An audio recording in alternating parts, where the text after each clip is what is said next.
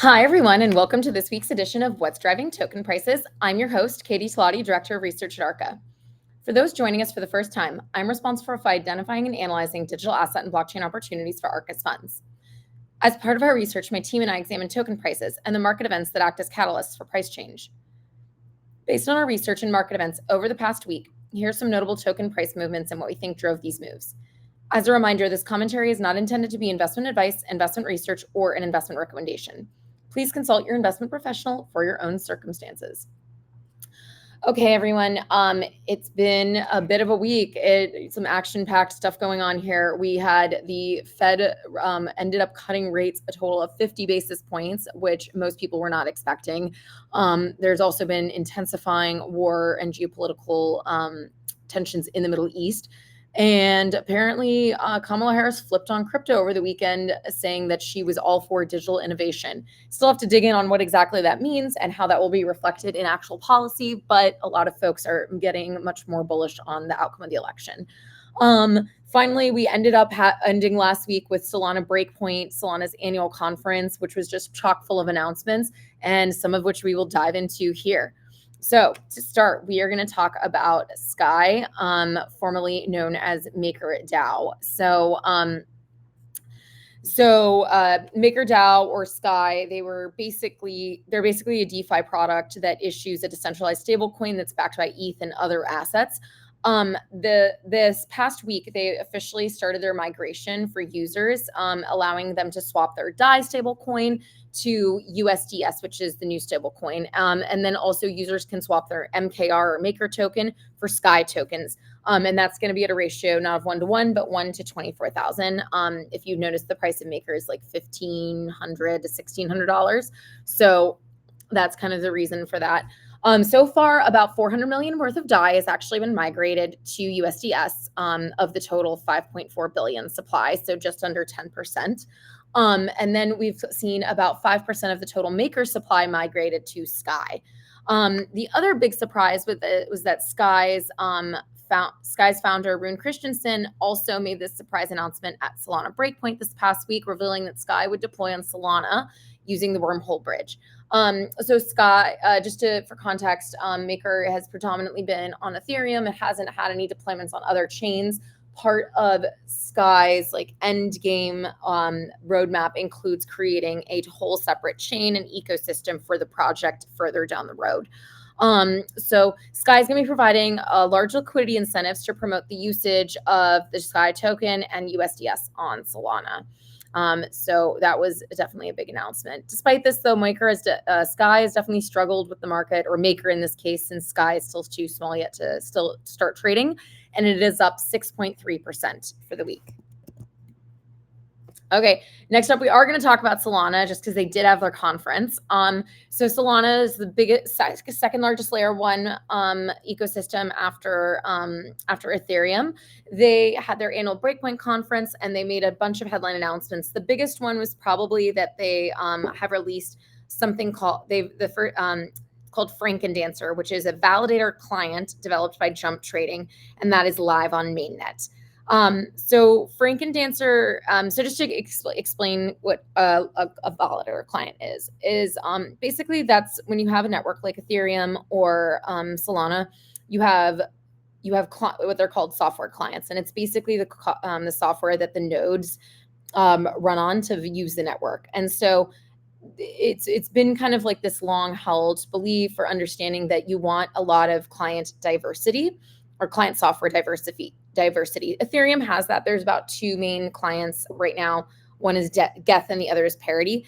And the reason you want two is that if there's some sort of bug in the client, in the software client, it can take down the whole network if you only have one software available to run the whole network. And the idea is that if you have 2 or 3 different software versions, it means that the network is just much more battle tested against having or you're just going to have a lot less opportunities for the network to go down completely. And that has happened in the past on Ethereum. There was a software bug in, I believe, Geth client a couple of years ago. And as a result, a bunch of nodes came off the network temporarily while that bug was being repaired.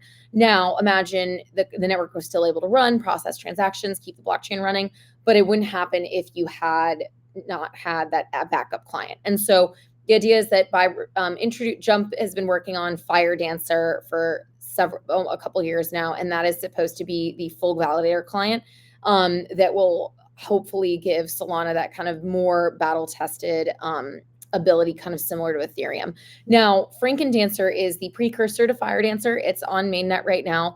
Fire Dancer it's kind of in the test version at the moment, and that they believe will be released later this year. So that is really good for them on that point. The other big announcement is that asset manager Franklin Templeton announced that they're going to be launching a mutual fund on the Solana blockchain. So Franklin Templeton already has an on-chain money market fund on Ethereum called Benji, but it's basically just a very cut and dry money market fund. So it'll be interesting to kind of see like what this actual mutual fund, what assets are represented in it that's going to be launching on Solana. The market was took all of these great announcements in stride. Solana is now up 16% for the week. Okay, next we're going to talk about Celestia. So Celestia is a data availability project, and they announced this week that they raised $100 million in fresh funding from Bain Capital Crypto, Syncrasy Capital, 1KX Ventures, Robot Ventures Placeholder, and a number of other investors. So very quickly, Celestia can be thought of as kind of like an infrastructure product that helps speed up transactions and lower costs on Ethereum and other layer one chains that are built with Ethereum's like monolithic structure.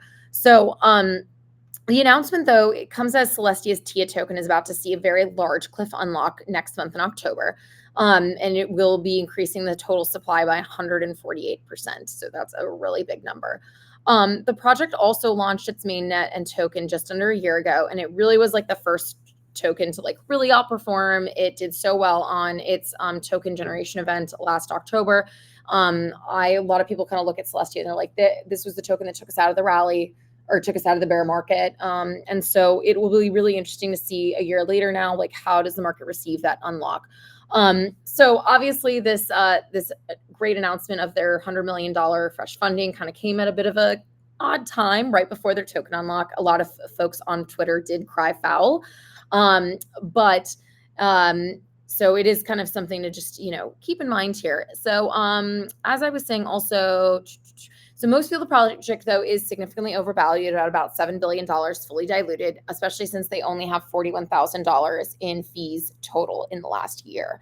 But I will say the project has seen a significant uptick in customers and projects using Celestia and the fees generated since the beginning of the summer. So although they're still kind of lacking in actual like fee capture and like real usage, they've definitely seen more traction in the last few months in terms of their data than in prior months. So $7 billion might be overvalued, as some say, or it could be a valuation that they grow into. I guess we will see. TIA is up 19% for the week. Finally, we have Jupiter, another Solana project, and they're a DEX aggregator and probably the leading DeFi project on Solana. I think they're third in TVL after Jito and Marinade, which are liquid staking solutions. So, but Jupiter announced at Breakpoint that they have acquired 2 crypto projects to grow their reach and expand their product offerings. So very cool. We always like to see an acquisition in this space. So the first acquisition was of Solana FM, which is a block explorer, and the second acquisition was CoinHall, which is a DEX aggregator and trading terminal tool for the Solana and Cosmos blockchains. So some great stuff that basically the idea is like they're going to now be able to take the tools from both of these projects and incorporate it into their already existing product offering. Jupiter also announced plans to launch a mobile app, Jupiter Mobile, in the coming weeks with the help of the crypto on-ramp company MoonPay. The idea being that users can just come to them with a credit card or bank information and start trading immediately. So considering Solana's big push into mobile with their Saga phone and their retail focus, the mobile application for Jupiter will really ensure that they retain that their spot as that #1 trading venue on Solana. The market also received this pretty well. They're up 22% for the week. Okay, guys, that is all I have for you this week. I hope you enjoyed our insights. I'll be off for the next 2 weeks, but I will see you in mid-October to hear what's driving token prices.